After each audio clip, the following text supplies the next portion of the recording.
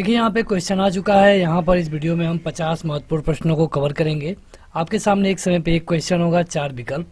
आपको अपना उत्तर कमेंट करके बताने के लिए मुश्किल से 5 सेकंड मिलेंगे। क्वेश्चन है कि स्वच्छ भारत मिशन किस लिए है। विकल्पों को देखें तो पहला है स्वच्छ भारत उपकर उगाही और राजस्व अर्जित करने के लिए, सेलिब्रिटी के सड़क पर उतरकर सफाई करने के लिए, स्वच्छ और स्वस्थ भारत बनाने के लिए, अपशिष्ट पदार्थ निपटान के लिए। तो इसमें से आपका सही उत्तर होगा ऑप्शन नंबर 3, यानी कि स्वच्छ और स्वस्थ भारत बनाने के लिए। अगला है कि पुराने अवशेषों से कौन सा जीवाश्म ईंधन बनता है। ऑप्शन है पेट्रोलियम, कोयला, धातु या फिर ए और बी दोनों। सही उत्तर होगा ए और बी दोनों। जो भी पेट्रोलियम या फिर कोयला मिलता है हमें, ये जीवाश्म से ही बना होता है। अगला है कि जब लॉर्ड माउंटबेटन भारत के प्रथम गवर्नर जनरल बने, उस समय निम्नलिखित में से कौन पाकिस्तान का गवर्नर जनरल बना। देखिए, जब 1947 में जब बंटवारा हो गया और भारत और पाकिस्तान जब दो मुल्क बन गए, तो सबसे पहले भारत के जो गवर्नर जनरल थे उनको बनाया गया था, ये लॉर्ड माउंटबेटन थे, जो कि एक ब्रिटिश व्यक्ति थे। लेकिन इंडिया में तो ये बने, लेकिन पाकिस्तान में कौन बना यही पूछा गया है, तो पाकिस्तान में बनाए गए M.A. जिन्ना। अगला है कि उत्तर मध्य रेलवे का मुख्यालय कहाँ पर है। देखिए, हमारे यहाँ इस समय 18 रेलवे के जोन है और सबका एक एक मुख्यालय होता है। जैसे कि कोई मुख्यालय गोरखपुर है, इलाहाबाद है, इस तरह कई सारे मुख्यालय हैं। तो आपको बताना है उत्तर मध्य रेलवे का मुख्यालय। उत्तर मध्य मतलब कि इलाहाबाद, जो अब प्रयागराज हो चुका है। अगला क्वेश्चन है कि गुरुत्वाकर्षण का सिद्धांत किसने दिया था। बहुत इजी क्वेश्चन है।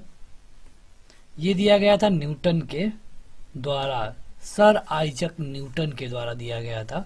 यहाँ पे आप विकल्प में देखेंगे तो आपको दो न्यूटन दिख रहा है।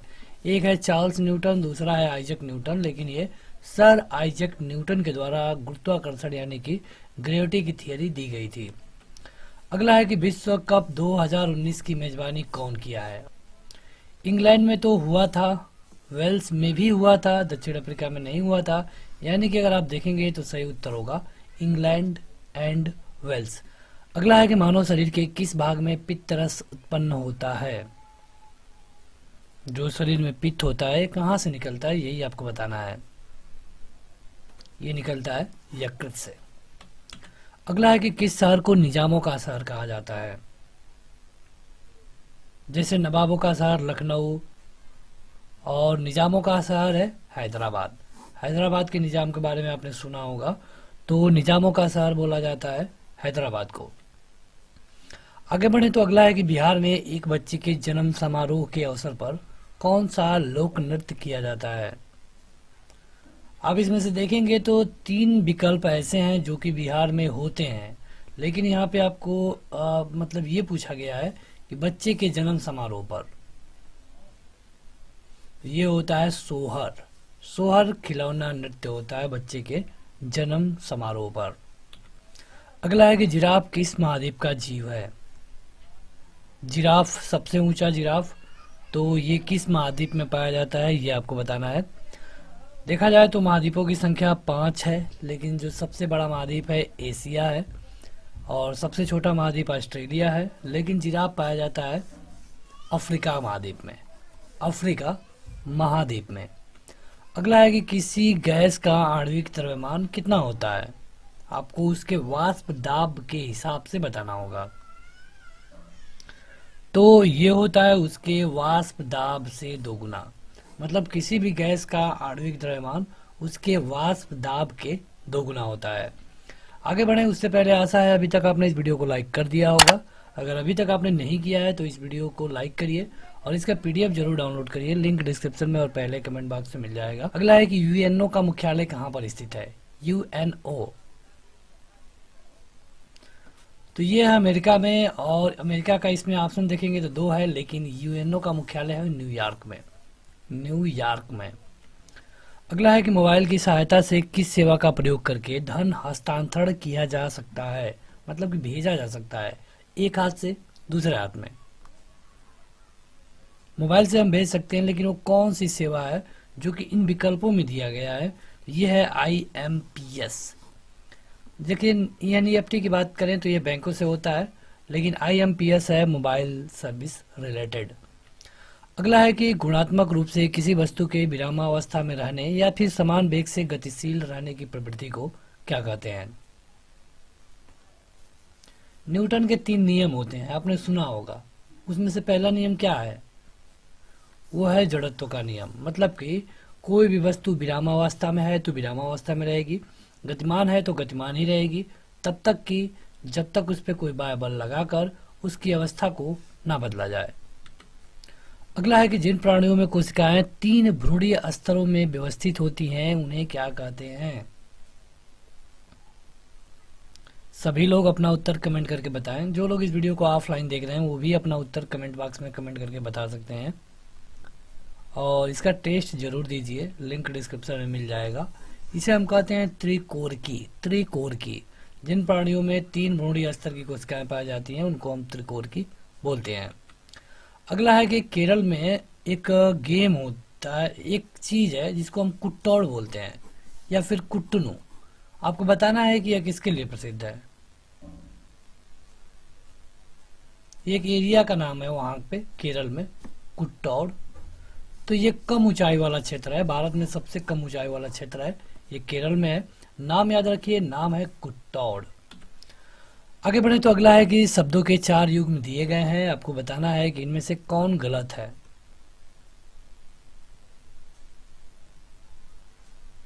तो विश्व पर्यावरण दिवस बिल्कुल सही है। 22 अप्रैल पृथ्वी दिवस बिल्कुल सही है। 22 मार्च विश्व जल दिवस, ये भी बिल्कुल सही है। क्वेश्चन में पूछा था कि कौन गलत है, यानी कि जब 3 सही है तो चौथा ऑटोमेटिक गलत होगा। ये 22 मई नहीं होता है, ये मार्च में होता है, गौरैया डे। अगला है कि विद्युत द्वारा किसी पदार्थ पर किसी वांछित धातु की परत निक्षेपित करने की प्रक्रिया को क्या कहते हैं? मतलब विद्युत के द्वारा अगर किसी धातु की परत पर कोई किसी पदार्थ को उस पे मतलब लगा रहे हैं तो इसको हम कहते हैं विद्युत लेपन। विद्युत लेपन। अगला क्वेश्चन है कि निम्न में से किसने कहा था कि विदेशी कपड़ों का विनाश ही ब्रिटिश लोगों से निपटने का सबसे अच्छा तरीका है? मतलब जब अंग्रेजों का विरोध होने लगा तो विरोध का एक तरीका ये भी था कि जो कपड़े ब्रिटिश बना रही है उनको आप प्रयोग में मत लीजिए, क्यों ना हम अपने कपड़े खुद बनाए, धागा काटे। तो धागा काटने से आपको पता चल जाएगा कि ये गाना है महात्मा गांधी का, जो कि 9 जनवरी 1915 को दक्षिण अफ्रीका से भारत में वापस आए थे। आगे बढ़े तो अगला है कि भारत के उपराष्ट्रपति को हटाने का प्रस्ताव किसके द्वारा स्थानांतरित किया जा सकता है? मतलब कौन दे सकता है? देखिए, देखा जाए तो अगर हम लोकसभा और राज्यसभा को देखें तो सबसे ज्यादा पावर वैसे लोकसभा को ही होता है, लेकिन जब बात हो भारत के उपराष्ट्रपति की तो इसमें पावर मिलता है राज्यसभा को। क्यों? क्योंकि जो राज्यसभा के चेयरमैन होते हैं ये होते हैं भारत के उपराष्ट्रपति। तो अगला क्वेश्चन है कि इस्लामिक सहयोग संगठन, जिसको हम आईओसी बोलते हैं, इसके विदेश मंत्री परिषद का 46वां सत्र किस शहर में आयोजित किया गया था? तो ये थोड़ा सा पुराना क्वेश्चन है और आपको बता दें कि ये हुआ था अबू धाबी में। अबू धाबी में। अगला है कि खानवा की लड़ाई कहाँ पे लड़ी गई थी? किस स्टेट में? देखिए, बाबर ने लड़ा था, पानीपत के बाद खानवा हुआ था 1527 में, ये हुआ था राजस्थान में। राजस्थान में।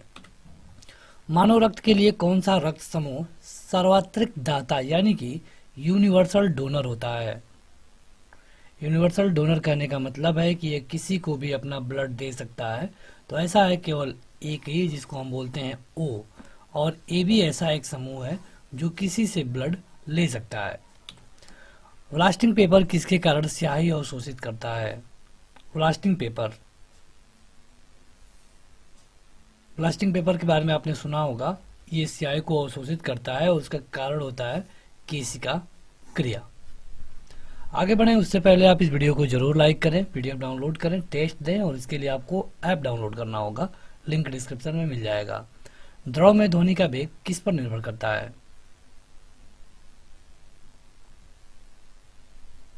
तो देखिए, द्रव में जो ध्वनि का वेग है घनत्व पे तो डिपेंड करता ही करता है, लेकिन ये द्रव की लोच पर भी डिपेंड करता है, यानी कि सही ऑप्शन होगा विकल्प नंबर सी। अगला है कि फिलीपींस की मुद्रा क्या है। जैसे हमारे यहाँ का रुपया है, अमेरिका का डॉलर है, पाकिस्तान का पाकिस्तानी रुपया है, श्रीलंका का श्रीलंकाई रुपया है, तो उसी तरह फिलीपींस की जो मुद्रा है वो है पेसो। पेसो। निम्नलिखित में से कौन से सूक्ष्मजीवी पोलियो तथा चेचक यानी कि चिकन पॉक्स जैसी गंभीर बीमारियों के कारण है। किसके कारण होता है ये आपको बताना है। ये होता है विषाणु के कारण। अगला क्वेश्चन है कि चंपारण नील आंदोलन किस राज्य में शुरू किया गया था। महात्मा गांधी ने नील खेतिहरों के सपोर्ट में इसको शुरू किया, और कहाँ शुरू किया गया था ये आपको बताना है। ये हुआ था बिहार में। बिहार में।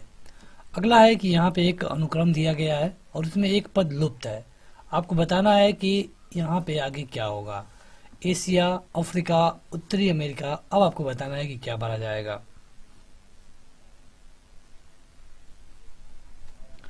तो यहाँ पे भरा जाएगा ऑस्ट्रेलिया, क्योंकि आप देखेंगे कि जो भी यहाँ पे नाम दिया गया है सभी किसी न किसी महाद्वीप का नाम है। विकल्प में अगर आप देखेंगे तो ऑस्ट्रेलिया को छोड़ करके बाकी तीनों देशों के नाम है, यानी कि आपका सही उत्तर होगा ऑस्ट्रेलिया। अगला है कि द गुड अर्थ यह किसने लिखा था। बुक्स एंड ऑथर का महत्वपूर्ण क्वेश्चन है, कई बार पूछा गया है। ये लिखा गया था पर्ल एस बक के द्वारा। अगला है कि बैरक जोन जैकब बेर्जेलियस ने किसकी खोज की थी। बर्जिलियस के बारे में आपने सुना होगा। इन्होंने खोज की थी उत्प्रेरण की, मतलब किसी भी क्रिया को बढ़ा दे घटा दे लेकिन खुद उस क्रिया में भाग ना ले, उसको हम उत्प्रेरण कहते हैं। अगला है कि एक बैरोमीटर में पारे का अचानक गिरावट निम्न में से किसका संकेत देता है। जैसे बैरोमीटर में पारा होता है और इससे हम मौसम को पता करते हैं। जैसे अगर वहां पे पारा अचानक गिर रहा है तो इसका मतलब क्या होने वाला है। तो इसका मतलब कि तूफान आने वाला है, तूफानी मौसम। अगला है कि अरेबिका किसकी किस्म है। जैसे कि गेहूं की, चाय की, कॉफी की, गन्ना की, सबकी अलग अलग किस्म होती है। तो यहाँ पे आपको बताना है कि अरेबिका किसकी किस्म का नाम है। ये होता है कॉफी का किस्म, कॉफी का। अगला है कि उभयचर और सरीसृपों में हृदय के बारे में बताइए। जो उभयचर है और सरीसृप है, इनका जो हृदय है उसमें कितने कक्ष होते हैं, यही आपसे पूछा गया है। तो इनमें होते हैं 3 कक्ष, 3 कक्ष। आगे बढ़े तो अगला है बेहतरीन क्वेश्चन कि भारत छोड़ो का नारा किसने दिया था। भारत छोड़ो आंदोलन 1942 में हुआ। उस समय ये जो नारा था ये किसने दिया। बहुत सारे लोगों का उत्तर महात्मा गांधी होगा, लेकिन बिल्कुल गलत। ये दिया गया था यूसुफ मेहर अली के द्वारा। अगला है CA, C, Cl और CO। यह रासायनिक प्रतीक है। आपको बताना है कि इनके हिसाब से इनका पूरा नाम इनमें से कौन है, क्रम से बताइए कमेंट करके। 5 सेकेंड है आपके पास। देखिए, CA मतलब कि कैल्शियम, C मतलब कि कार्बन, क्लोरीन और कोबाल्ट, यानी कि ऑप्शन नंबर डी सही होगा। अगला है कि हर्षचरित के लेखक कौन है। अच्छा क्वेश्चन, महत्वपूर्ण भी है, कई बार पूछा गया है। ये है बाणभट्ट। देखिए, अगर आप ऐप डाउनलोड करेंगे तो वहाँ पे जाकर इस तरह जो भी क्वेश्चन होगा उसका टेस्ट दे सकते हैं, तो वहाँ पे आपको ज़्यादा बेनिफिट मिलने वाला है। अगला है कि पृथ्वी की आयु का अंदाजा किससे लगाया जा सकता है। देखिए, अगर बात करें हम कार्बन डेटिंग की और यूरेनियम डेटिंग की, तो दोनों से उम्र का पता लगाया जाता है। लेकिन कार्बन डेटिंग कुछ सालों की, जैसे कि 500, 2000, 3000 सालों के पता लगा सकता है। लेकिन यूरेनियम डेटिंग को हम यूज करके लाखों सालों पहले की उम्र का पता लगा सकते हैं। सही उत्तर होगा यूरेनियम डेटिंग, क्योंकि बात की गई है पृथ्वी की आयु। वायु प्रदूषण का स्तर मध्यम माना जाता है यदि वायु की गुणवत्ता का सूचकांक कितने से कितने के बीच हो।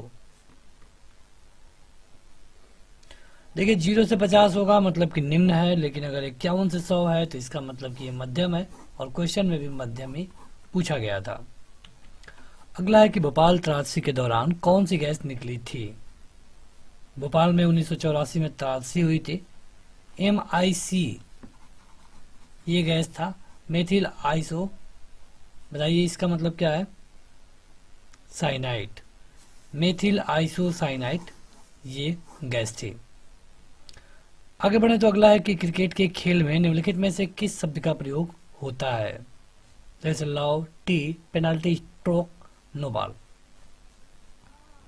आसान क्वेश्चन है, यह है नो बॉल, नो बॉल।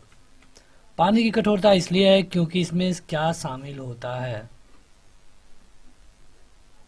पानी कठोर होता है क्यों, यही आपसे पूछा गया है। ये होता है कैल्शियम और मैग्नीशियम के लवण के कारण। अगला है कि निम्नलिखित में से कौन सा अव्यवस्थित शब्द एक कंदमूल नहीं है। अव्यवस्थित है, कंदमूल नहीं है, तो यह है फिंगर लेडी, फिंगर लेडी। अगला है कि घूर्णन गति के कौन कौन से दो प्रकार हैं। घूर्णन गति के दो प्रकार बताना है आपको कि इनमें से कौन कौन है। तो यह है स्पिन और कक्षीय, स्पिन और कक्षीय गति। गुरुद्वारा पंजा साहिब भारत के किस पड़ोसी देश में स्थित है। पंजा साहिब